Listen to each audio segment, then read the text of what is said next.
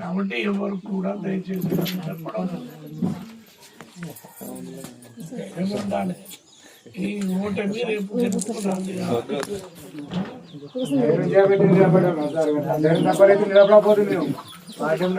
సరిపోయిన సార్ నేను ధైర్యం ఉంది కాబట్టి నిలబడ్డా పార్టీ కొరకే మాట్లాడుతున్నాను.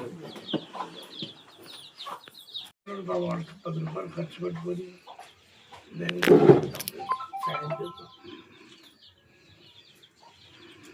ఈ టైంలో వాళ్ళు కాపాడినట్టు పార్టీ పార్టీ అంటే కొద్దిగా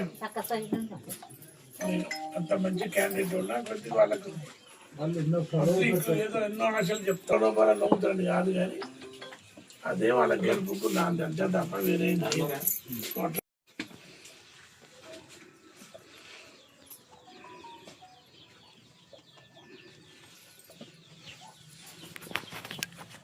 మా గవర్నమెంట్ వచ్చినాకనైనా వీళ్ళందరినీ దృష్టిలో ఉంచుకోవాలి, చూడాలి.